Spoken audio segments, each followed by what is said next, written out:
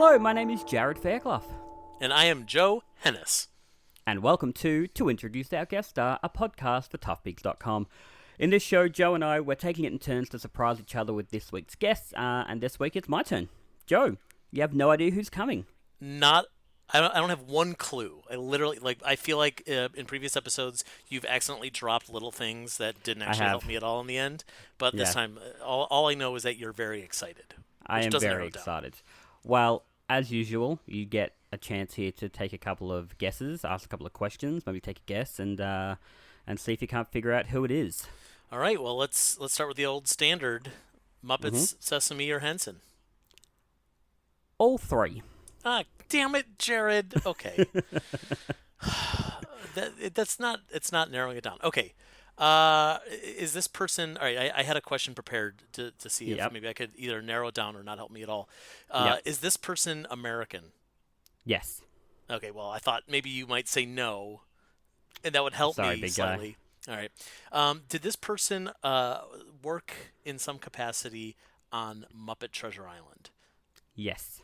All right, I'm going to take one more question before I make my big guess. I'll tell you now, it's not Kirk Thatcher. We already spoke to him. That was going to be my guess. Oh, damn. I thought it would be like Kirk Thatcher in a wig. No, although if you saw how he was dressed last week in his true. Christmas outfit, it was lovely. Is this person a performer? Yes. Okay, it's a performer who in some capacity worked on Muppet Treasure Island. It really doesn't narrow it down much for you at all, does it? No, it doesn't. All right, take your guess. But knowing that they have worked in multiple facets of the Muppet worlds, that maybe would help me a little bit, or not. No, I don't know. Oh man. Okay, so I'm gonna take a wild guess, I suppose. Yep. Actually, the person I have in mind, I'm not sure if they worked on Muppet Treasure Island, so I'm just gonna guess this person because she came to mind. Is it Karen Prell? It is not Karen Prell. That would have been like a crazy. That's a weird out of left field. A weird stab in the dark, but it would have been great. I don't even know. Like I said, I don't know if she worked on that movie, but she did work on all three Henson, Fraggle, Henson, Sesame, and Muppets. But yeah. All right, Joe, I want to see at what point during this introduction you figure out who it is. Okay. Joe, if there was a Muppet... Should I shout? Yeah. When I get just shout. Okay. There's one particular bit where I think you'll go, I know exactly who this is. Okay. Joe, if there was a Muppet Mount Rushmore, this man would certainly be on there. For years, he's been entertaining us with hit characters like Inspector La Brea, Mr. Between, and Humongous Chicken. Anything so far? I am relatively positive I know exactly who this is. If you haven't heard of of those characters, maybe you've heard of his lesser-known characters like Jarrod. Like Gonzo, Bunsen Honeydew, Booba Fraggle. He's a legend among men, a saint among the normies, and for decades he's been kicking ... goals.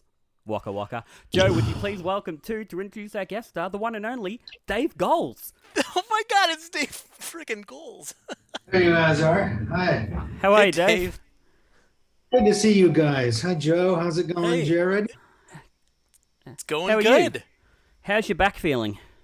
Well, it's fine now. It's fine now, but it was about 8 or 9 days there where it was not doing anything.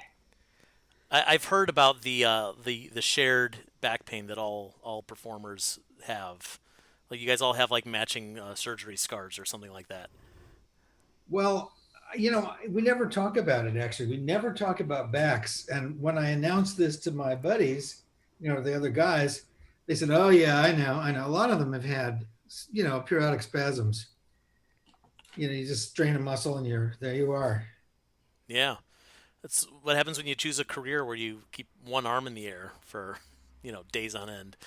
Oh, yeah. Don't get me started. I've had a lot of surgery.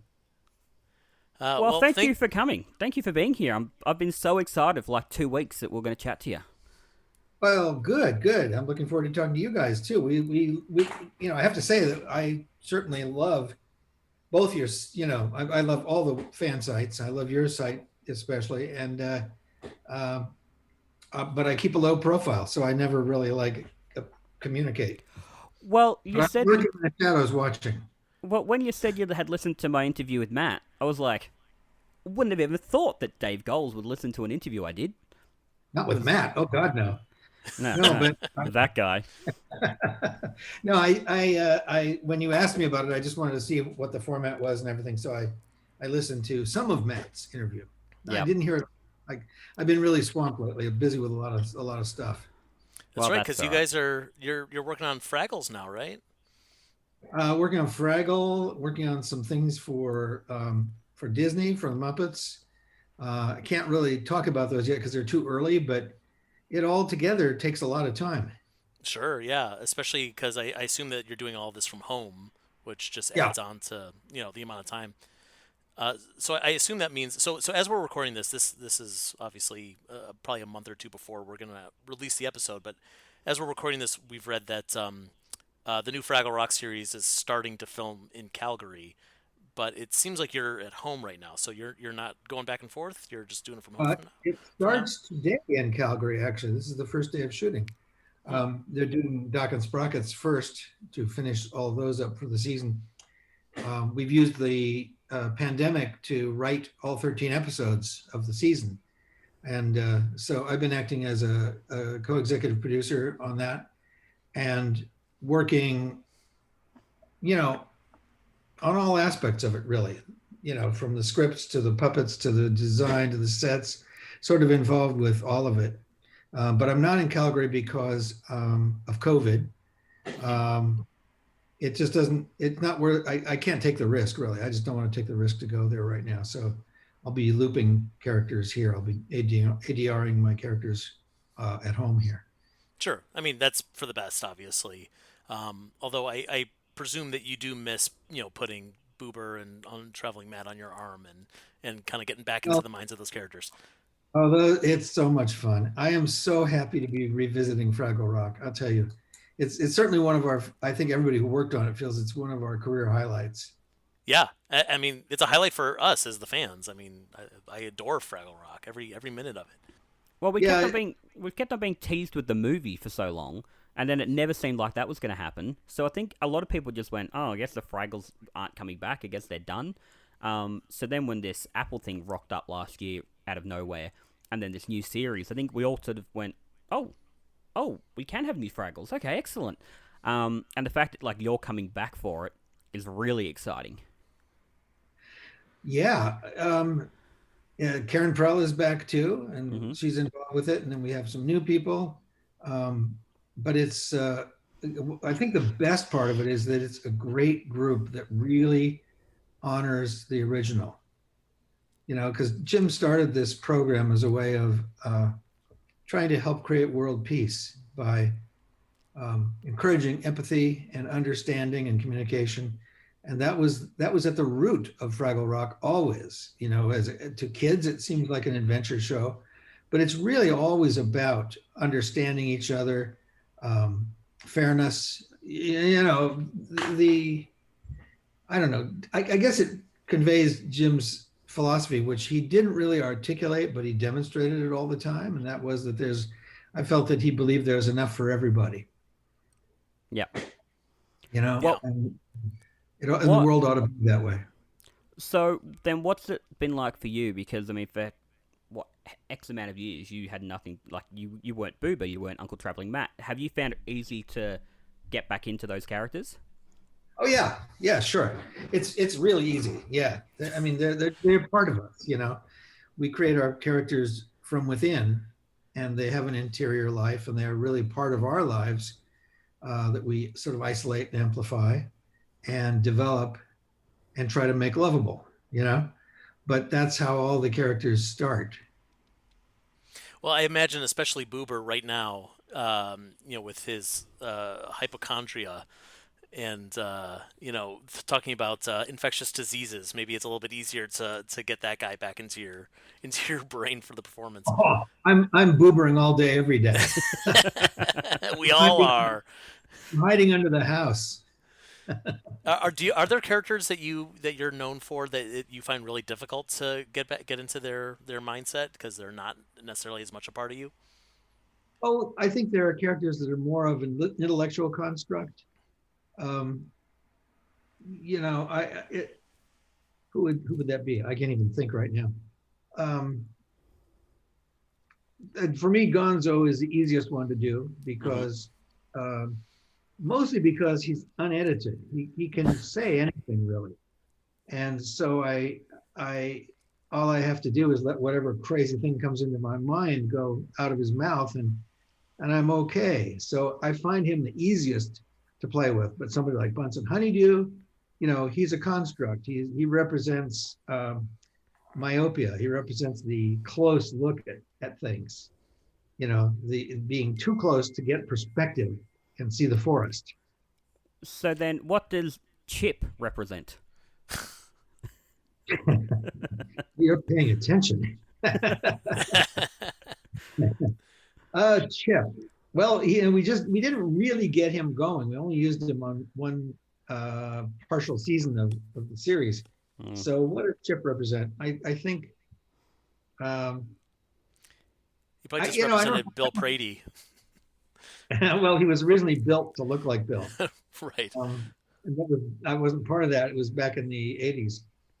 But the character that I was doing for him, he never really got established well enough as a character for us to have to be concerned with continuity. So in the time we did the series, 2015, 16, it was a fresh sheet of paper, so I could do anything I wanted. And I remember in the demo for the show, I did something. There was a line. It was actually written where he says, "I'll figure it out." And he started talking like this and saying, "I'll figure it out." And that got a big laugh. Bill Beretta just loved it. That everybody else loved it, and I just that seemed to be a starting point for the character.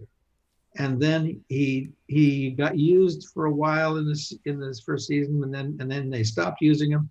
And so I can't say that I really have him nailed yet, but always happy to come back to him because there's definitely something fun there. Well, I'm looking forward to the eventual Chip spin-off movie. Well, that'll be down the road. Yeah, great. Excellent. Looking forward to it. You were talking about Gonzo being the unedited part of your brain. I will say I really love Gonzo's appearances in the recent Muppets Now series, just because the whole series had such an improvisational nature. But I knew every time Gonzo showed up, not only was it hysterical, knowing it came from a very special part of your brain, the non sequiturs were just. I wish I had written them down because obviously the format of this podcast is that I could not do any preparation. I didn't know who the guest was. But if I had written them down, I'm sure I would have been able to give you a list of all my favorite Gonzo lines from the series because they were just hysterical, every one of them. Well, those were all written. I mean, we rewrote them. Yeah, we got to the set and we adjusted everything. But I don't recall whether I ad-libbed with him or not. There was stuff like, I remember Gonzo was talking to RuPaul and asked how he felt, something about trap doors that open up into a pool of sharks or something like that. And then you kind of looked down. That was written? Yeah, that was written. Well, it felt improv. Yeah. You sold it well. That's good.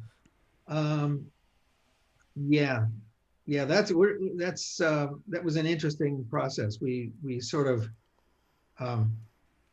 it was just I don't even know how to go into it. The show was conceived not as a show, as conceived as shorts, and then when Disney Plus tested it, people were saying, "We don't get it. What is this?" Like a big field of things to click on, and so they said, "Well, maybe it better be a show." And so that was when we shot the scooter wraparounds that sort of tied the whole thing together, and then we just grabbed 4 episodes and put them together. If we do a season 2, it will be much more evolved because now we'll know where we're starting, and we'll add some of the more traditional elements that you might want to see, like music and. Well, you talk about Gonzo, being this wild part of your brain, can come from really anywhere, can say anything. Is that the same for like that soulful side of Gonzo? Because God knows he's responsible for some of the most heartfelt moments, throughout the franchise. That was an interesting thing.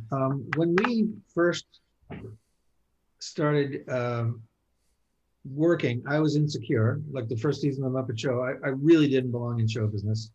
I was straight off the couch at home in Burbank, A celebrity would walk in the door and I would go out the other door because it was just too scary to me. I thought, I do not belong here. I don't know how to do this. And so was reflected in Gonzo, and he was kind of a sad sack kind of a guy. And then I had a little bit of success during the first season. So I asked if I could build a new Gonzo with an eye mechanism. And the story's out there so people know it. But Jim said, sure. And so I went back to New York after the season, built a Gonzo who could open his eyes wide. In the second season, he became more manic, which was kind of what they wanted in the first place. Mm-hmm. And I was getting a little more secure, so that all fit together. And then I know Bill Prady started writing. He wasn't a writer on the Muppet Show, but he was a writer in New York who did other things with us.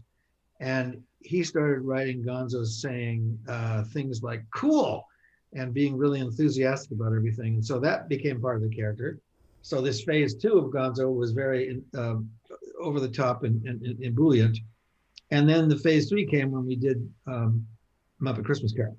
And that was because Jerry Jewell and I were great friends. And, Jerry and Susan and Debbie and I would get together all the time. And not all the time. We lived 3.5 hours apart. So several times a year we would get together. And we were close. And so he knew how my life had been going. And I'd been getting more introspective and growing and doing therapy. And Jerry, who really never wanted to be too aware of what was propelling his writing, he just sort of thought, well, I need Dickensian prose in this. I'll have Gonzo be Dickens. And I'm sure that it was based on what he knew of me and my life, during the last 3 or 4 years. And that's why he made that choice. And of course, I loved it because I really wanted to have that other dimension in Gonzo. So getting to voice the Dickens narration and narrative prose was just something that still thrills me, to say those wonderful words and to play that part that way was fantastic. And then of course, that was the beginning of Gonzo and Rizzo's partnership together, where they really sort of counterpointed the pathos with comedy. And we had a lot of fun doing that too. So it was a landmark piece for us. First of all, I have to thank you for Muppet Christmas Carol, because it really is one of my favorite movies of all time, not just Muppet movies. It's also my wife's favorite movie, and it's one of the reasons why we even met. And it's obviously because of that, it's completely changed my life. Wow. But what I love most about Gonzo as Charles Dickens in that movie is I feel like it cements him as the thing that the Muppet Show was trying to do of Gonzo being the artist. That was always kind of, in those days, what Gonzo was coming back to. It's like he's not being weird for weird's sake. He's doing weird things because he's the theater's resident artist. And now here he is, not just being an artist, but being like one of the greatest authors of all time, and taking us through this story. And I think that normally would be off-putting because Gonzo is such a weird character. What's he doing? Reading prose, reciting, these direct quotes. But I think it works perfectly for. I actually don't know what Muppet could have sold it better. Well, it's okay, I guess, if you want to thank me, but I thank whatever forces put this in our lap. The fact that we did it so soon after Jim passed away meant that we all were in the mood for something like this. Mm-hmm. And Jerry wrote a masterful screenplay that just allowed the Muppets to be silly, which only emphasized the emotion of the piece. I remember when we were shooting it, Brian said to me, and Brian was directing it, his first directorial outing. He said to me, we're just looking for moments where there's something really emotional that happens, and then something funny happens, and because you laugh, it takes you off guard and you start crying. And I find that the film always works that way on me. It's, the beauty of what Dickens did was that it is an ambiguous story. Maybe there were ghosts, maybe it was a dream. Maybe it was a realization that was percolating inside Scrooge. Nobody knows, because Dickens was wise enough to write it in that middle zone where you had to make your own interpretation. So it's everybody's own book, and this thing, I think, came across so that it's everybody's own movie. Yeah. You know? And people mention it every year. There's always a dozen articles that we find every year where people talk about how Muppet Christmas Carol is the most faithful adaptation of the book. I mean, people recognize that what you guys did. I've heard that the Dickens Museum in London, the staff there considers this their favorite film of that piece. I mean, and that's, of course, it's got to be because of Gonzo as Charles Dickens. As far as I know, it's the only adaptation of the movie where Dickens is in the movie and is able to read the words that Dickens wrote and not just the dialogue that the characters say. I guess so. I mean, I know I can't get through that movie without choking up. I cannot. Yeah. I cannot watch it, and I find it so powerful, just on a personal level, because again, it's my movie. I'm making it into what is meaningful for me, whereas somebody else might see it in a completely different way. But it is such a powerful piece of literature, and I really love that we got the chance to work with that material. And I mean, what other Christmas movie, Christmas Carol movie is going to have, Rizzo jump off a gate and then just dive through for his jelly beans, and then leading to the greatest line of all time. You are such an idiot. That was an ad lib, actually. I ad libbed that. Because one of my favorite lines. I think I've forgotten exactly how it worked. I think I don't remember whether Jerry wrote Rizzo coming under the gate. I think he probably did write Rizzo coming through under the gate, but I think I ad libbed that. I know I ad libbed that line. It's the least likely thing in the world. How could the Muppets, with rats and pigs and chickens and frogs and mice, how could they do that piece of literature? I have no idea. You would never think that it would work. Yeah, well, you pulled it off. It's powerful. I mean, I certainly feel, I'm just saying this as a fan. Mm-hmm. I feel it. I really feel it when I watch that film. You talked a little bit about how the balance between pathos and surprising with comedy and back and forth, and I feel like Gonzo is also the character that is able to pull that off best. People often talk about, I'm going to go back there someday from the Muppet movie, but I always think of the scene in the Lola Falana episode of the Muppet Show, which is the one where Gonzo he's going to go to Bombay, India, and make it as a big star. He's quitting the show, and he's singing My Way, and it's kind of like a fun moment at first, because it's like, it's this classic song, and Gonzo, he's acting all hoity-toity, and he's singing My Way, and then he breaks down and cries in the middle of it, and has like a tender hug with Kermit, and it's like it's maybe one of the most touching moments of the entire series. Like, Gonzo really just gives you a whiplash. Yeah, it's the only time we did anything close to that. I mean, and I was feeling it at the time, because I got into puppets to be silly. I did not want to do that. And it was written, and I had to do this emotional moment, and I felt so uncomfortable. And I mean, really, seriously, I just thought, why me? Why do I have to do this? It was so out of character for the show. It's so unique. And yet, when it was broadcast, I know my girlfriend at the time, her aunt watched it and was just bawling. I heard this from the aunt later, that she saw it when it was aired and she was just sobbing. We get away with this stuff, I think, if it's really honest, and if it's really, we just go for sweet. We just go for real feelings sometimes. Well, I think that scene as well wouldn't have worked with any other character, because, you don't expect that, at least you didn't at that time, you didn't expect that from Gonzo. If Fozzie decided he was leaving, he was an emotional character anyway. So he started crying, okay, you kind of see it coming. Whereas Gonzo, we've only known him up to that point as being this, wild, crazy, whatever.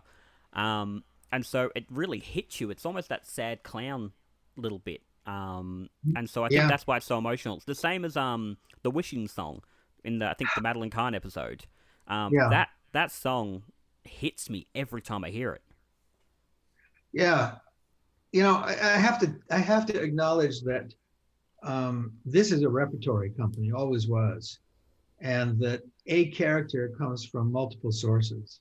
Mm-hmm. It's the writing of Jerry Jewell and Don Hinckley and Joe Bailey and Chris Langham and all the others who migrated through that writing room. And it's Jerry Jewell in particular and Jim Henson in particular, Frank's input.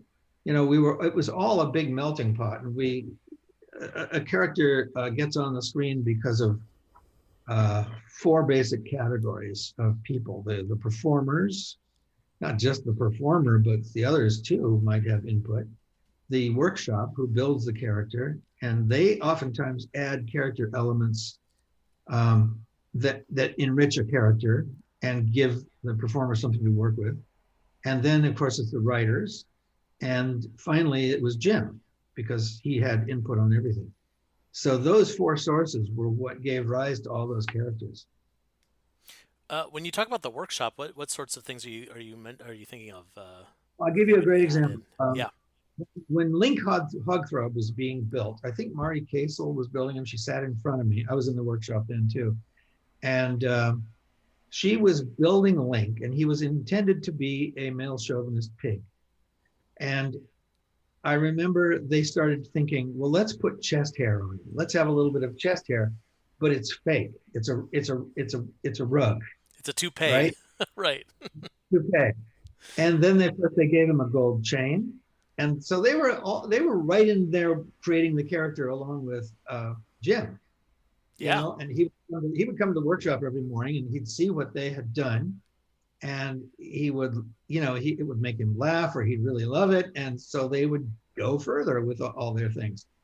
And that was the magic of working with Jim. He really brought everybody in for their unique point of view, and it was maybe only Jim at first who appreciated each person.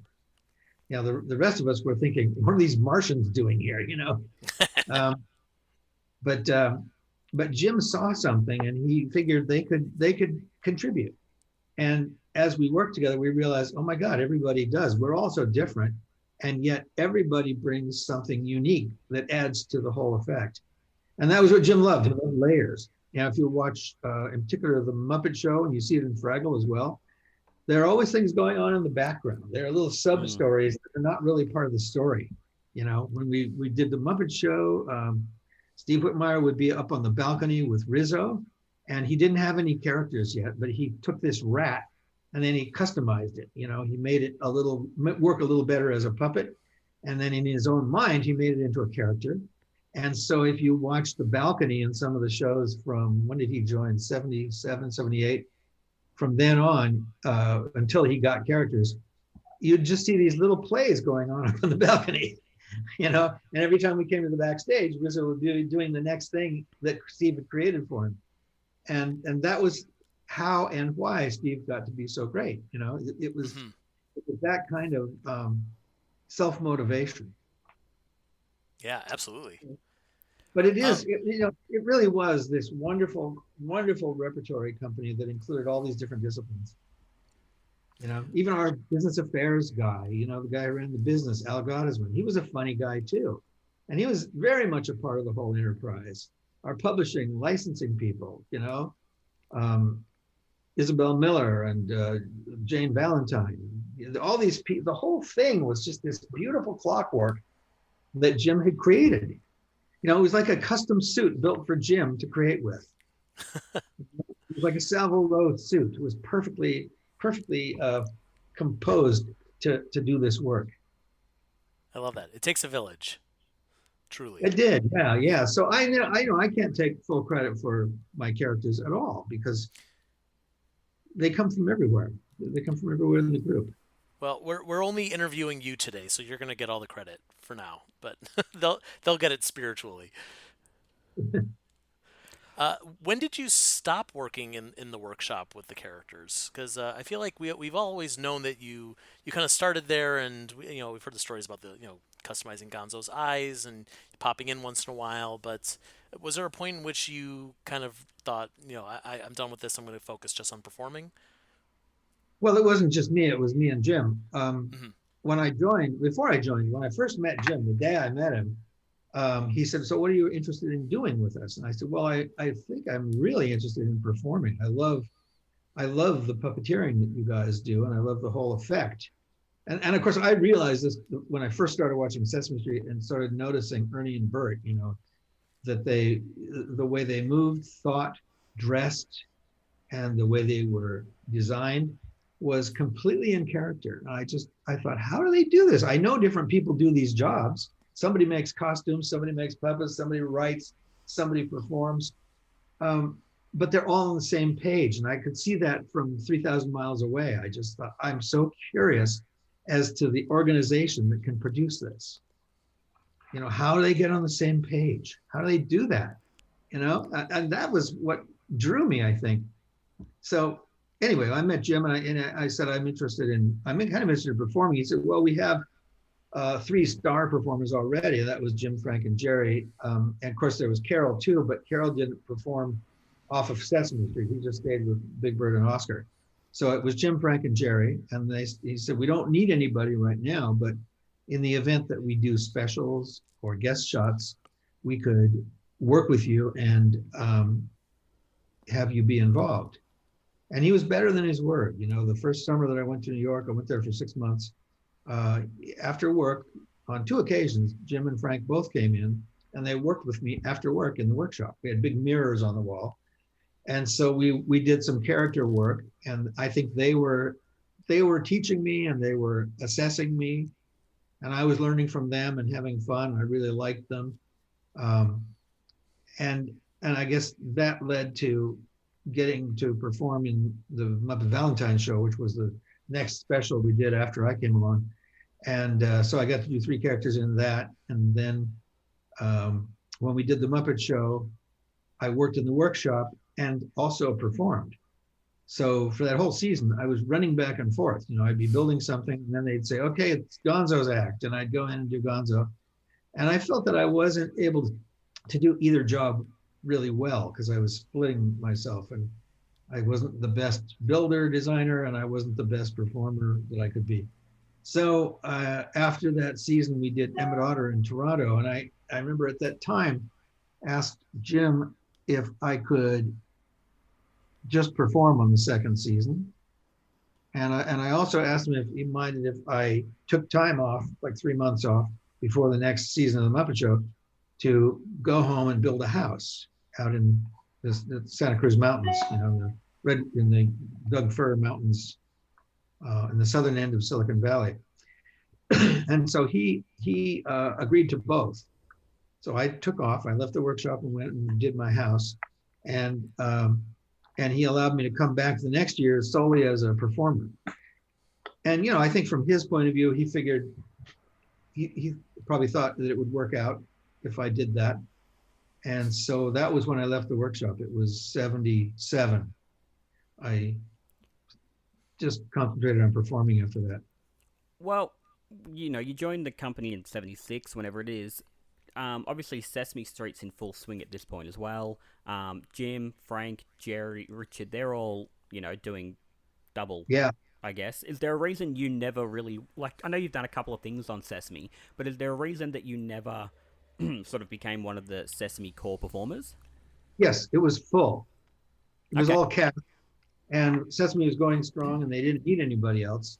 And so I always focused on the Muppet Show side and other things that we did, just because there weren't any opportunities at Sesame. So when you've gone in and done those couple of things at Sesame, is that just it'd be fun to have Dave in for a day?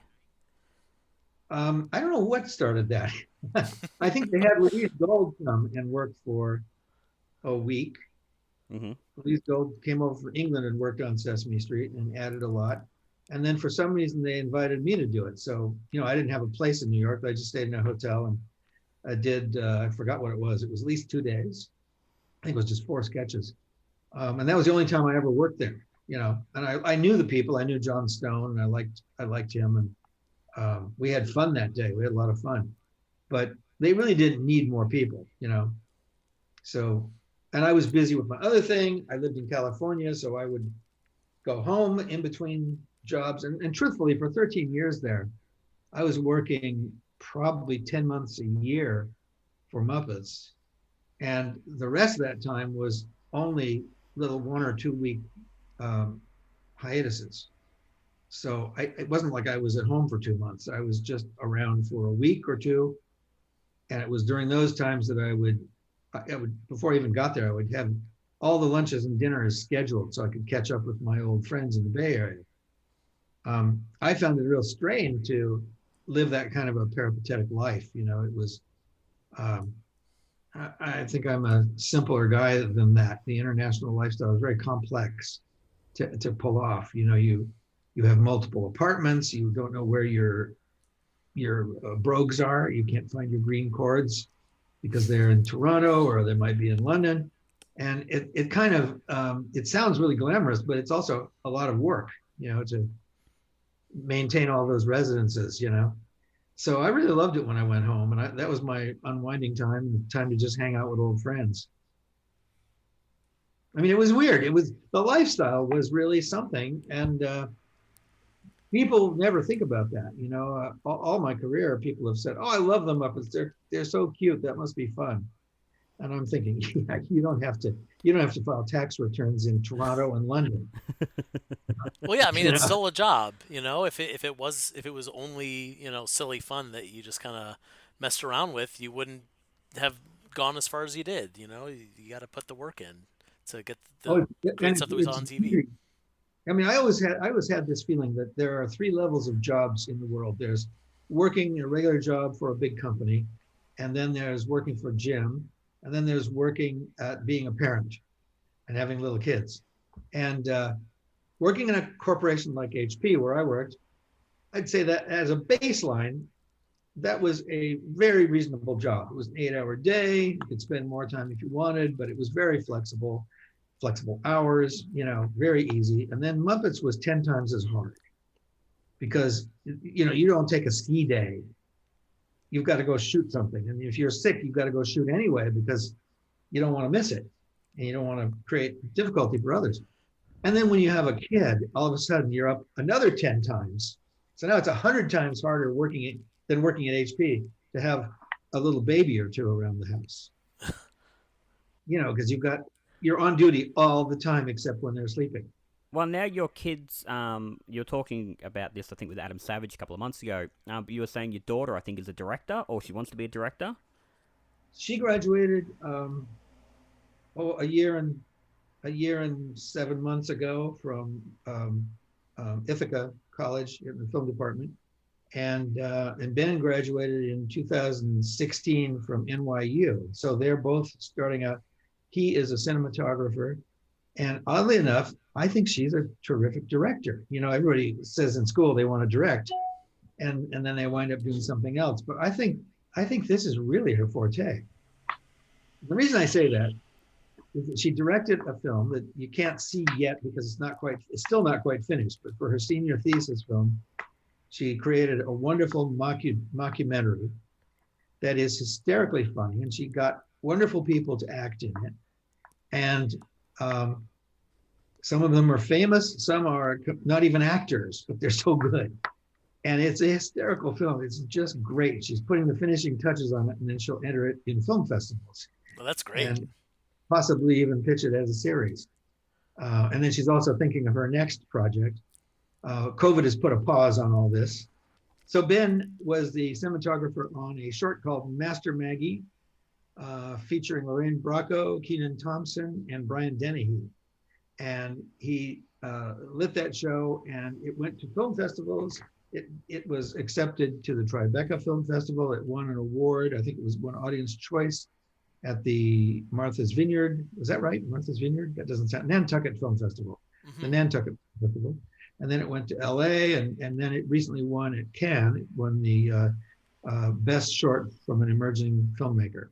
Wow. So he's good. If you go on bengoelz.com, you'll see his reel and some of the images from his projects that he's worked on so far. I think he's got a great future. There's a wonderful video you can see on YouTube by Billy Rafool, the singer Billy Rafool, called Acoustic. And this video just blows my mind. It's so engaging.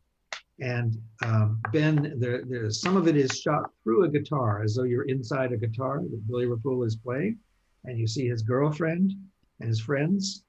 And Ben devised the rig for that. He built the mechanics of how to shoot through a guitar and how to rotate it so that the image turns and rotates in the screen. And he also figured out what camera to use that had the appropriate shutter that could allow the guitar strings to actually move in waves. You got to check it out. That's so good. Cool. I'm so proud of him. I just can't believe it. And it looks great. Did they spend a lot of time on film sets growing up? And is that where they sort of got this drive from? Sure. And you know why they loved film sets when they were little kids? The first thing was craft services. They loved all the things. And they always wanted to go with me because they wanted to get the snacks. And then they started meeting my colleagues, the other puppeteers, the workshop people, and they got to know everybody by the time they were about 6. And so this is a second family for them. So they grew up literally hanging out on film and TV sets. And it's kind of like a home to them. And they see how the work is created, you know, how collaborative it is and how you involve everybody and you get a result that's greater than any single person could have done alone. And when they work together, Ben and Amy, they are called the Goelz brothers. And when they get around to making a logo, it'll have 2 of them in beards. That's great. I love that they went into the family business, but they found their own. Oh place. Yeah. Like they saw what they loved and they followed that, as opposed to trying specifically to follow in your footsteps. Oh, they're so smart to do that because they don't have to employ as many orthopedic surgeons as I do. Right, they can put their arms down once in a while. Yeah, I mean, and Amy, since she started college, has done 3 films, and Ben has shot all 3, and they all are luscious. You know, they're just luscious. They look beautiful. So he's really talented. And when Amy shot her last one, which I wonder if I could tell the name. It's 9 Lives. It's not available yet to see anywhere, but called 9 Lives.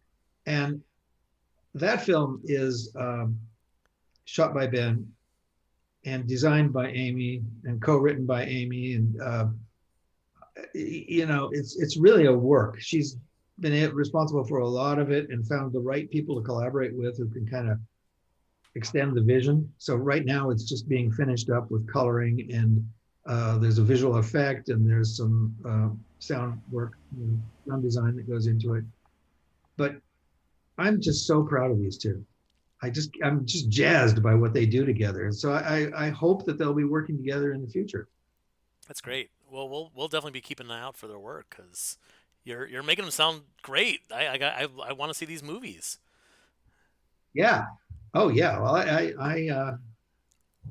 I think that they're both beyond their years. They're just doing really mature work that looks great. It feels great. You know. Yeah. So I want to ask you.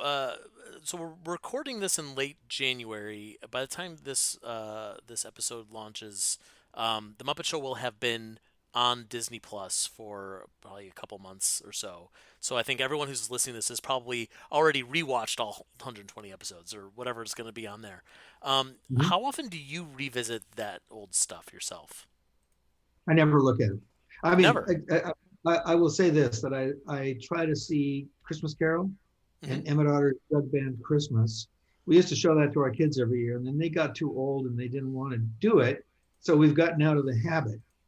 And actually, the truth is, I haven't seen either of those 2 for about 5 or 6 years. No, I don't. I'm always living in the present, and I really treasure this body of work, but I'm busy with things that I'm doing now, you know? Sure. Yeah. No, that totally makes sense. Well, I would recommend it. It's a good show. If you got 22 minutes to waste, feel free to put on another episode of Muppet Show. See if you like it. Yeah. Well, it's coming. I want to watch some of them because it's coming to Apple TV. Disney Plus. Disney Plus. I'm sorry. Oh my God! It's coming to Apple. It's coming to Disney Plus soon. Fraggle Rock is on Apple TV. Muppet Show is on Disney+. No, I know this. I actually know these things, but I And want you to Dark Crystal is on Netflix. And we'll get Put around to the- that. Get the scissors in there. Get the scissors in. That's fixed. So you think you might want to revisit some of them once they're available Oh again? yeah. That's I great. What the Muppet Studio has done is they've really gone to extensive lengths to remaster the last 2 seasons that weren't released on on DVD, and there are all sorts of hurdles to clear before you can put something on Disney Plus. You have to clear music rights, and it's actually a big effort, a lot of work and a lot of investment. And they just knuckled down and did it. Lee Slaughter at Disney just took it on, and that's why it's on there. So that'll be the best looking thing, the best looking view of these shows that exist, because I have them on VHS. I have the old that we had when we made it. So I'm excited about seeing them again. What do you think the first episode is going to be that you put on? Do you have an idea? That I put on? I don't know. You specifically. Now you're whoa, too much pressure. Behind you, obviously people can't see this, but we can. Behind you, you've got 2 photos of Gonzo with Peter Sellers. Yes, I do, and those are lovely. I actually, that was a little bit of a story. I may have told it before, so you can cut it out if I have. But when he was coming on the show, they called him a few weeks in advance and said, anything particular you'd like to do? And he said, I'd like to work with Gonzo because he reminds me of Clouseau.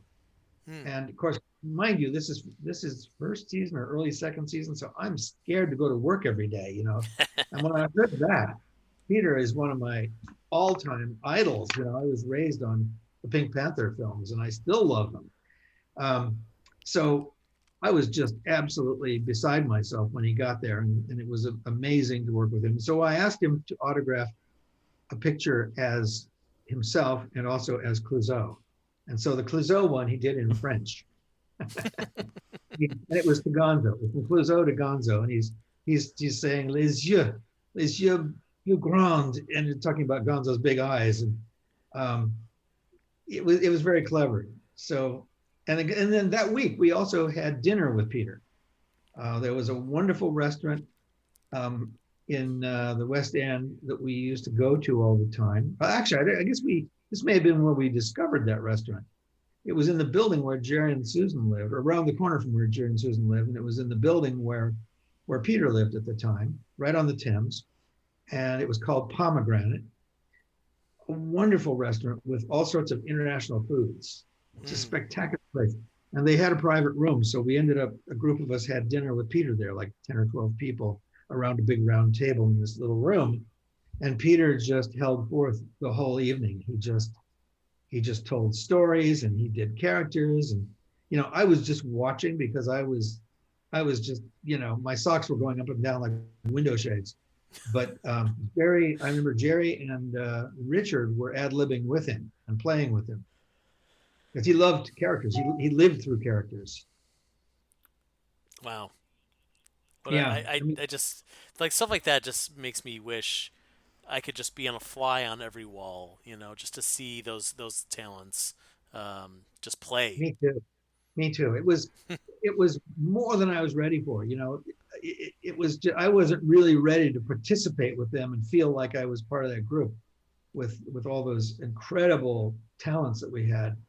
But being there, I felt like I was a fly on the wall, and oh my God, it was unbelievable. Literally 3 years before, I was just sitting at home, going for bike rides and stuff. People always say, if you could go back in time and visit any specific time, where would you go? Like, you see that question on the internet quite often, and my answer is always, I'd go to the late 70s and just hang out with all the Muppet people, because you hear stories like that. You hear stories about, Richard especially at some of these dinners, like entertaining giant restaurants full of people. And I'm like, yeah, I want to go there, please. Yeah, the whole thing was just crazy, because literally, let me think. We started the Muppet Show, what was it, in 76? And I joined the Muppets in 73, in June of 73. And we were starting the Muppet Show in the winter of 76, like in February or so, somewhere in there, February, March. So it was less than 3 years that I went from, literally living in a little Victorian house in Los Gatos, going to Silicon Valley every day, riding bikes or taking hikes with my friends, and then making dinner or going to a restaurant. That was my life, and I really loved it. It was a beautiful place to live. And then less than 3 years later, I'm on the world's most popular television show. And I'm working with all these people that, I would see on television and in films. It was just, imagine how that makes your head explode. I can't even fathom. Like 2 3/4 years from one reality to a completely different one.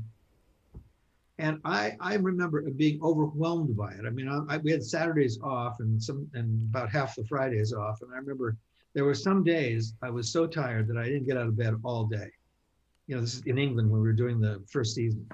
I was so exhausted by trying to keep up with the whole thing that I literally, my girlfriend would just bring me food.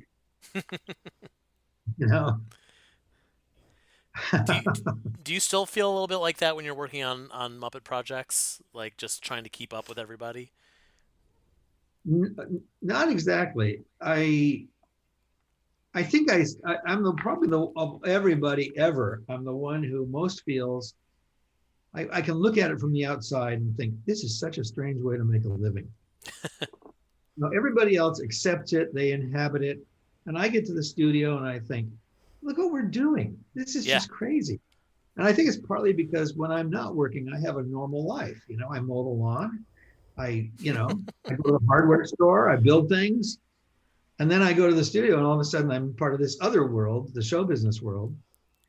And again, that's surreal because the Muppets are in the basement of show business. We are literally underneath everybody. Right. So we're working in the basement and everybody else is on the ground floor. Well, you're quite lucky as well in that, yes, you are Gonzo, who was, arguably one of the most famous characters in, history, especially in the last 50 years. But you yourself, you could probably go to the hardware store, you can go out to a restaurant, and no one has any idea who you are. Or a very small faction. This is true. Know who you are. And that is absolutely correct. And it's something that I really treasure. I do not, because I noticed, that's the other thing, when you have this kind of job, especially when the Muppet Show was in its early years, it became a worldwide phenomenon. And so I would come home and a friend would invite me to a party, right? And so I'd go to a party, it might be advertising people or design people or something. And if I told anybody what I did for a living, I could see it go around the room. Mm-hmm. Like if I actually copped to it and said, yeah, I'm one of the puppeteers, I work on the Muppet Show. And then I could just stand back and I could watch that person tell somebody and somebody else and somebody else. And I could literally see it go around the room because as soon as somebody got told, they would look at me. And it's not a feeling I'm comfortable with. I don't really want to be scrutinized, I want to be able to scratch my nose. And but I was well aware that if I let the information out, that would happen. And the other thing that would happen was that if I turned around suddenly, people would already be looking at me. And I realized, okay, I can inhabit what it's like to be a famous person. This is what any actor or artist who is well known, whose image is well known, endures constantly. And a lot of people like it. There are people who really want that. But I thought it was weird. I didn't feel that comfortable with it. And then I realized, well, I have control over it, though. I don't have to tell people. We used to fly economy to and from London for the show. And if my seatmate asked me what I did for a living, I would tell them something really weird or boring so that we wouldn't have to talk. Because I was tired usually. I just was using the plane time to recharge and write letters and read books and listen to music.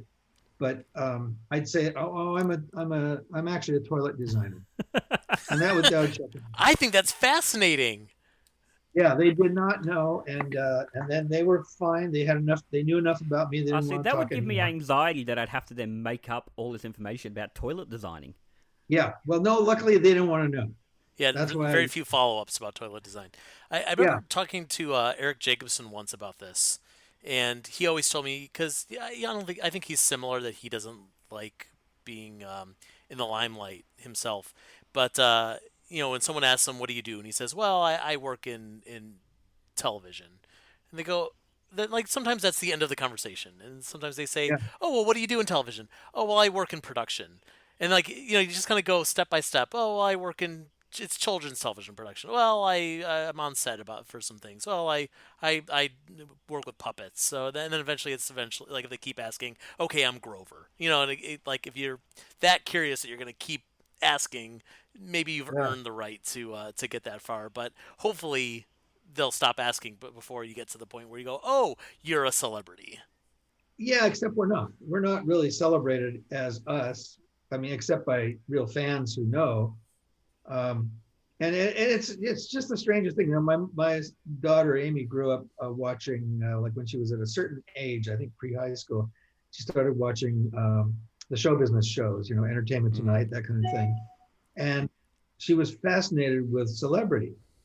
And one time we did an event at the El Capitan Theater in Hollywood. Well, one time it was the Star, another time it was a premiere. I think when we did the Star on the sidewalk, it was right in front of the El Cap. It is, And yeah. the ceremony was there. And there was a big crowd of people in the street and behind a rope, behind a fence. And the puppeteers we all decided to just go sign all the autographs, and take care of everybody. So we were there, and my daughter was behind me, and she couldn't believe it because ordinary Dave all of a sudden was in this position, and she was shilling for me. She's like right behind me. She says, "There's a poster at 10 o'clock," and I'd go like, "Oh, okay." And she was just crazy about it. She just loved it, and because we're not bothered all the time, we're free to move around. We don't have to be famous ever, except when something like that happens. We make sure we sign everything that everybody wants, and so when we were done, that crowd of like 100 people dispersed, and we were going to lunch a couple blocks away. So we went back on the sidewalk and started walking down the street, and Amy was next to me, and she said, "Dad, it's all back to normal now." and it's true. Like, because we had satisfied everything that they wanted, they were happy, and they went their way, we went our way, and now nobody knew who I was anymore. It was great. Once you're on the other end of the velvet rope, nobody's looking.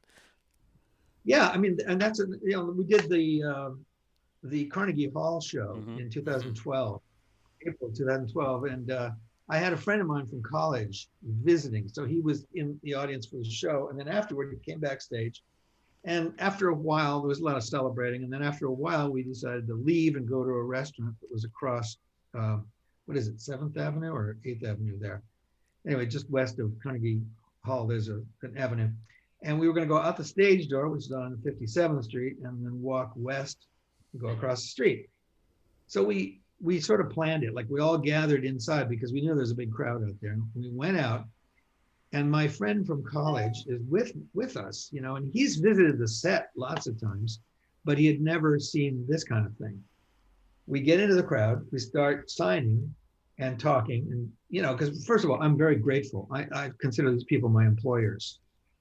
Without them, no job. We're working our way west and signing everything and signing and making people happy and taking care of it. And I looked over at my friend, and he was just like this. He was like, he couldn't believe what was going on. And we got close to the street. We were like 6 feet from the curb or 5 feet from the curb to go into the street and cross and go to the restaurant. And we'd signed everything. And I had a couple more to do. And I turned to my friend and I said, once we step off that curb, it's all going to go back to normal. And it did. Signed the last thing, stepped off, just walked across the street and went into a restaurant. Nobody came and bothered us. Everybody had gotten what they wanted. And he was just blown away that all of a sudden there's this burst of like, you're famous, and then it ends and you're done. I will say, I think a small part of that is I find that Muppet fans are more respectful, for our what we consider celebrities than some other franchises. I see That's like true. Frank Oz, for example. Muppet fans, they do the same thing. They'll wait in line. They'll get their thing signed. They'll get their moments. they'll leave Frank alone. Star Wars fans, Frank has told stories about Star Wars fans like somehow getting into the airport and waiting for him as he's getting off a plane. Like, how do they even know? I mean, that's crazy. I think there was a mole who worked in the reservation system or the airline or something. I guess. He would get to LaGuardia and they'd be there. And then he'd land in LA and they'd be there. That's amazing. There was a thing like that going on. I mean, it's just so weird. But then, most of the time, if you hang out with Frank, nobody realizes, because a director is the same way. People aren't all that aware of what directors look like either. So that's true. I remember the first time I met Frank, it was because I was walking down the street and he happened to be also walking down the same street, and I stopped him to introduce myself, and I remember seeing him go like, I can't believe that you recognized me, and like you run this Muppet fan site, and here I am, and here you are, and I'm like, I feel like this should happen to you all the time. Like someone is 2 blocks away going, Yoda's nearby, and they're running in that direction, but I guess not. Another guy who's like this, and I guess I could tell this story, is George Lucas. Sure. He was a co-producer on Labyrinth, so I met him, not just briefly. We really didn't hang out at all. I just met him briefly, and then we moved to an area nearby where his headquarters are. And I was going past Toys R Us one day, and he was just coming out, and I said, George, and he looked terrified. He just went like, oh no, and I since realized that he really loves his privacy, and he just wants to be an ordinary guy in real life. And so I could tell that he was frightened when he heard his name yelled out. And then we chatted, and he realized he knew me, and it happened again somewhere else. And then after that, I thought, I don't want to bother him anymore. He just wants to have a life, and we don't have that. We don't have any real history together, so I'm not. And since then, I've never said anything. That actually happened to me once with Kirk Thatcher, where it was while he was doing that Creature Shop Challenge TV show. Yeah. So like Kirk was on TV every week for that year, and he was in New York City. My parents coincidentally happened to be staying at the same hotel as him, and so I'm talking to them in the lobby, and I see Kirk come off the elevator, and I've met Kirk before, so I said, Kirk. And he had a look of horror on his face of like, I don't want to deal with fans right now. Like I gotta, go put on a happy face because of this, this reality show that I'm doing. And then, of course, it's just me. So he was a little bit more relieved, maybe only slightly. But yeah.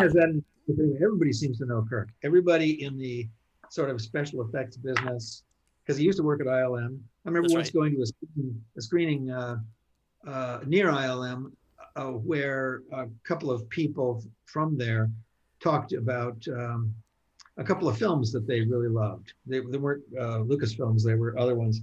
Anyway, after that event, I realized that everybody in the audience had some connection to special effects and visual effects. And as I chatted with them, because I stayed to talk to the speakers because I knew them, after I chatted with them, I realized everybody knows Kirk. Everybody in this room knows Kirk, Yeah, I mean, of anyone, like he's touched like Muppets, Star Wars, Star Trek, Gremlins, and then into like the Henson stuff with dinosaurs and the Creature Shop Challenge, and I'm like, my God, like he's been everywhere. That guy. Yeah, and he's a sweet guy too. He's a good guy. He is. We had him on this podcast last week. In the last episode. Yeah. Well, last week, that's right. In regards to when these are released, we actually recorded it a few weeks ago. Okay, we're gonna peek behind the curtain. We recorded it a few weeks ago. Okay. You think you're out too, or you no, I'll let people know. That delay. Yeah. Okay. Fair enough. Well, Dave, you've been very, very generous with your time. I appreciate it. At the end, we're just getting started. I have like 3 more hours. Oh, of stuff excellent. Okay. Well. Wait, can I before we get into your wrap up, Jarrod? I have a couple of like rapid fire questions that I just wanted to ask. I'm curious what your favorite Gonzo outfit is. Because let's discuss this. Joe and I have very different opinions about one specific outfit. No, I would never think about that normally, but I have to say we think about this all the time. You just forced me to, and I think that it was his Charles Dickens outfit. I just love that. Oh, Okay. okay. Well, I can't So argue with Joe that. and I have quite Yeah. different opinions on the chili pepper shirt. Okay. Well, we can talk about that. Just a weird moment in my life. Okay, I really enjoyed the chili pepper shirt. What are your thoughts on it, Dave? I love it. It's perfect for Gonzo because it's about pain. Yep, He loves excellent. pain. Joe? You know, I mean, that was an era where I think that was a Polly Smith shirt. I think that was part of a series of outfits that she put together. Oh God, I don't know when it was. It was around I don't know, mid '90s, early to mid '90s, and she did some really clever outfits for him. I just love them. So I there's a few of decided those Muppets Tonight shirts outfits that I look back on. I think there's something with like a bright yellow and suspenders or something like that that was just kind of delightfully weird. Oh yeah, and there was a hand painted necktie with Camilla on it, and a checked suit that was gold and black, but kind of a big bold check. And she put those outfits together at that time, and I wanted to give credit to her. So whenever anybody complimented his clothing, he would say, "That's my personal designer, Pipi Sanchez." Because Polly worked out that we would call her Pipi Sanchez, and which is Polly Smith, right? In Spanish. It. Yeah, so that's how we handled that. But yeah, all right. It's nice to have some vindication on that chili pepper shirt. Fair enough. Yeah. If Dave loves it, then I'm reversing my position. I can't argue with Dave. Well, you don't like it? I feel like Gonzo is such a weird character. He doesn't necessarily need to like literally wear the weirdness on his sleeve. You know, like Brooks Brothers 3-piece.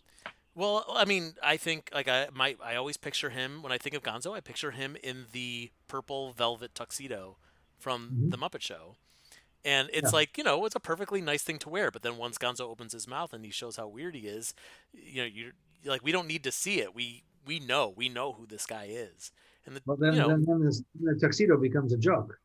Yeah, especially because he's like, I mean, I know that a lot of characters wear the tuxedo in the first season of the Muppet Show. Like the orchestra's wearing it, Kermit wears it once in a while, but then by the time you get into seasons 2 through 5, Gonzo's the only one who kept it on, which I adore. You mentioned something about the wall. Excuse me for now. I'm getting it too long, but you were noticing the wall, and I want to mention that I did a webinar for the Museum of Moving Image a few months ago, and the guy who painted that picture of Gonzo there with two chickens, just tilt up, was watching, and of course I didn't know he was watching, but he sent a message to the museum afterward saying that he was an 8-year-old boy when he painted that, and I wrote back to him saying I'm going to put this I'm going to have it framed and put it on my wall. It's a Liquitex painting. It's so beautiful, and it's been 30 years since he painted that. So the guy is like around 40 now. And he happened to be watching and saw his painting on the wall. Wow. And it's so sweet. So I think, I sent a message to him afterward. But those longitudinal connections are so powerful. I love that, especially like the validation for him that like you said that you were going to put it on your wall, and as far as he knew, you were blowing smoke up his ass. But no, you were true to your word, and you kept it on your wall for decades. I love it. Absolutely. I mean, I'm very grateful to our fans. They're just the best. I mean, I'm just so lucky that anybody likes this goofball stuff that we do, and finds some sort of meaning in it, or at least entertainment. So I always thank the fans. They thank me. I understand this dynamic. People in the arts speak for others. And if you love a painter and you love a sculptor or a composer or anything, a rock band, you are grateful for what they added to your life. And so I'm aware of that. I feel that gratitude to a lot of artists. And I understand when people come to me and say that. And I always have to say, I understand, and I'm so glad that it has meaning for you. But just the fact that you're there has meaning for me. Mm-hmm. And that's, gosh, it's living in a state of grace. Mm-hmm. Absolutely. Absolutely. Do you have another quick fire question, Joseph? Yeah, I'm curious if you have any interest, if they were to rebuild the puppet, in revisiting the character of Digit. Oh yeah. I didn't quite get him working. I didn't quite understand him, but I loved, and I still love that character. So yeah, I would be interested in that. Oh, good. I'm glad to hear that. Digit is a human. This is how we conceived him anyway. Well, I used to think of it. The human who had lived in tech music in that world and decided to wire himself up. So he had a control panel installed, and he was actually plugging himself into things. And the inspiration was partly from Taxi, from. I always wondered that. I always wondered if he was supposed to be like Christopher Lloyd. It was partly Christopher Lloyd, partly David Byrne from Stop Making Sense. And I just thought there's something about that disassociated man who is not quite with us that was intriguing. And we didn't crack it in the short time we did that show. And we really haven't used him since much, if any at all. I'm sure he's toast by now, but yeah. Well, no, he was latex. Oh. Wasn't he? Yeah, he was latex mold, latex cast. So I don't know what his situation is. So he might be sitting in a drawer somewhere, just kind of waiting for his moment. He's somewhere. We just haven't used him. And I don't exactly, I know there's something there that I feel, and I don't know what it is exactly. It's funny, David Byrne talks about the Stop Making Sense album where he wears the big suit. Mm-hmm. And he always describes himself as a nerdy white guy. And I didn't feel that way. I felt he was slightly dissociated and he couldn't quite be a part of the world. That's how it affected me, probably because I felt that way. I must have felt that way. And I identified with it. And I don't know how to do it, but I would love to sort of take that idea and use it with Digit. Because he messed up his circuitry. It doesn't work quite right, you know? Yeah, and especially nowadays, like we're all so reliant on technology. I feel like there's a lot of applications that you could use Digit for specifically. I think you're absolutely right. I will talk to the peeps about that. Yeah, please do. Well, in the same vein, if we can rebuild the puppet, will we ever see Bill the Bubble Guy again? Hopefully not. Here's the weirdest thing. They didn't write stuff for him. They just had him blow bubbles, and I saw what came out, and then I made an off the cuff comment. You know, like two bubbles would come out and say, "There's a deuce. There's a deuce." You know, or there it is. It looks like my aunt. You know, make up something, and I didn't know what I was going to say because I wouldn't know until the bubbles came out. Yeah, you can't plan that. No, you can't plan it, and it doesn't always work. Okay, either. What I think we need to do is we need to have a Bill the Bubble Guy movie performed by you, directed by Amy, and cinematography by Ben. Can we throw Clive Cahuenga in there somehow? Oh my God! Now Cahuenga. Listen, I'm sorry this is going so long. This is gold. Not at all. Are you kidding me? I always, when I was 5 years old, I fell in love with puppets and I fell in love with ventriloquist dummies. Mm-hmm. You know, see them on TV whenever they were on. I could never get enough. And it lasted for a year or so. And then I was off to other things. But this has still been in the core of me. When I go in, I had a little Howdy Doody dummy. Actually, it's right over there. Little Howdy Doody dummy. His head was about this big. And you pull a string to make his mouth move. And he had doll eyes, so if he lay down, he went to sleep. And I loved that dummy. But my friend had another dummy. It was the Edgar Bergen, Sean McCarthy dummy, and his had a hole in the back and a stick inside with controls on it.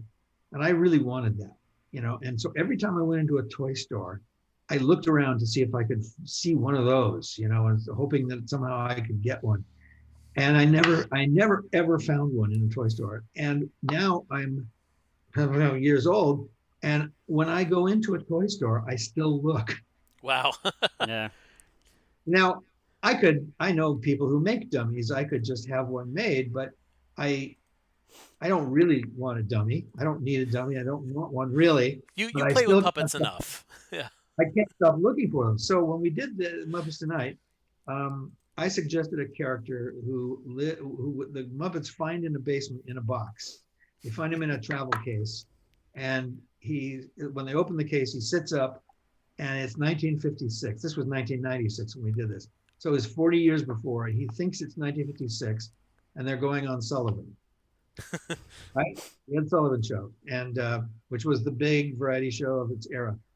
And what had actually happened was his ventriloquist got stage fright and just completely left town and left the box down underneath the Ed Sullivan Theater. And so it isn't until 40 years later that the box is found. And I just thought it'd be really funny to have a ventriloquist dummy character without the ventriloquist. So he just sort of talks like this, he talks like a ventriloquist does. And and they built one. I mean, our workshop built one, and they did an incredible job on it. And while they were building it, when they started building it, they said, well, what do you think he should look like? And I said, I don't know, just like a ventriloquist dummy. And Steve said, Gary Halverson, our director, who was directing those shows, or half of them, Steve said, he looks like a ventriloquist dummy. Let's make it look like Gary. And so they did a sculpt that looks like Gary Halverson. And they actually built a duplicate without mechanisms that they gave to Gary at the end good. of the series. Excellent. Great. Yeah. So he has one. I don't have it, but it's a very heavy mechanism that is the best ventriloquist dummy I've ever seen. Its eyebrows can do all kinds of stuff. His eyes can go left to right, blink.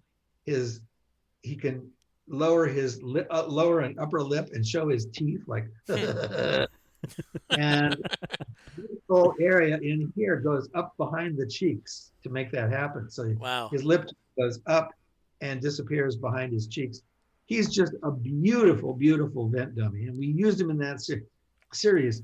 And I don't think we've used him since. Yeah, not to my knowledge. Yeah. Yeah, I don't think so. I don't think we. Again, he's in a drawer with digits somewhere. Waiting for their big moment.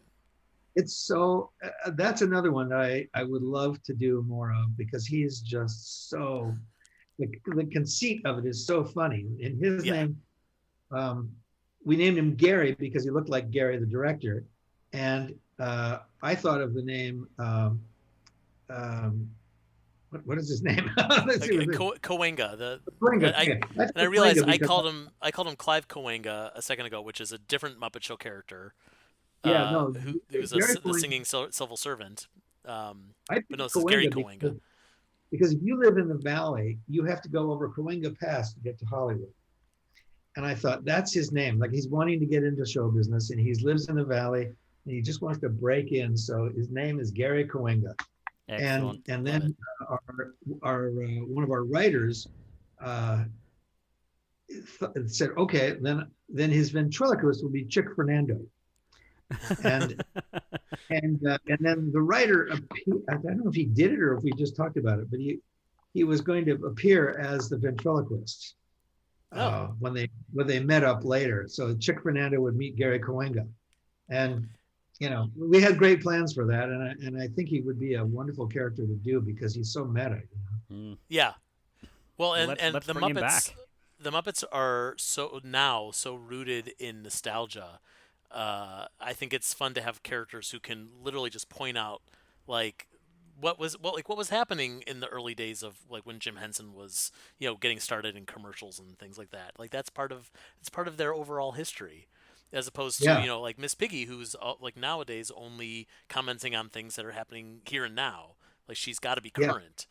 So that's a nice balance. Well, yeah, you have to have a balance. You can't be nostalgia only. But thinking about the past, Jim's life was a journey. And I was aware of that when I joined, and everybody else was too. That he was a very earnest guy who worked incredibly hard. And was very kind to everybody around him, all the people he worked with, the guests, the employers, the shows that he appeared on. He just had good relationships with everybody.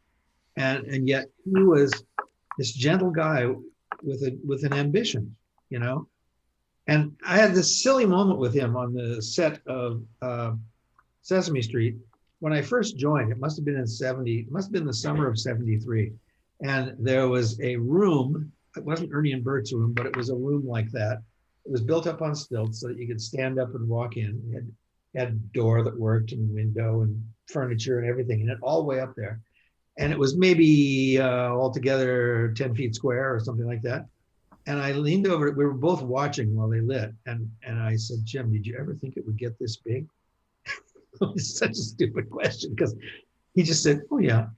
And of course he was thinking of things like Dark Crystal and he was no limit to what he wanted to do. And I was thinking, look at this set, it's 10 feet square and it's like up in the air. That's a hold my beer moment. That's like, just wait, wait a few years and then you'll see. But he never said that. He just, oh yeah. And he was always looking forward and always thinking of fun things to do. God, you've got me all revved up. Now I want to get those characters out of the boxes. Yeah. Let's do it. Is there anyone else you can think of that you'd love to revisit? That's just because I think that's part of the problem of not having like a regular Muppet show or series of movies where you can play with these characters. Is you're kind of almost stuck bringing back just Gonzo and Bunsen and now Chip and whoever else, over and over again because you just don't have the minutes, the minutes on TV. That's right. When you have a half-hour series, that's when you can create new characters and develop ones. With intermittent things like movies, it's harder. Oh God, you got me all excited now. I want to get those guys out and figure out who they are. I want to finish them. Well, here's hoping we see more of Jean-Claude Van Clam.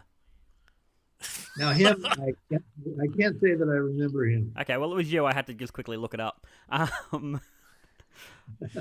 Well, as I said, you've been even more now generous with your time. Very much appreciated. We wrap up every episode with a set of questions, so I'm going to ask these to you now. Rapid fire. First thing that comes to your head. Dave. Let's see what happens. Maybe they'll get arrested. What is your favorite TV show? I can't do rapid fire because I don't watch much TV. TV show. Is there something that you watched recently that you enjoyed? Doesn't have to be your favorite. The one that we loved with our whole family was 30 Rock. We just loved it. Excellent choice. I actually remember visiting you the set of Letters to Santa. I think it was with Letters to Santa. Oh, yeah, and you mentioned, because you met Jane Krakowski there, and she invited you to the set. And me, knowing nothing about how television works, said, oh, are you going to be on the show? And you said, no, of course not. I'm just visiting the set. It's not how TV works. You don't just invite someone to be on the show. I mean, everybody on that show it was one of those serendipitous things. It was so good. Just so good. I mean, you know why? Because the 30 Rock is the Muppet Show. There's people have made the comparison. That's Tina Fey is Kermit and Jane Krakowski is Miss Piggy and Tracy Morgan is Fozzie Bear and et cetera, et cetera. Oh yeah, that's been said a lot, and I agree with it. It feels like that. There's more emphasis on the backstage in their show, and more emphasis on the acts in our show. But there's a relationship there. And Tina was so nice to work with. She's such a sweet, lovely lady. I mean, such a nice lady and so productive at the same time. Yeah. Yeah, she's busy. Incredible. Yeah. Really all right, Dave, would you rather be able to fly or become invisible?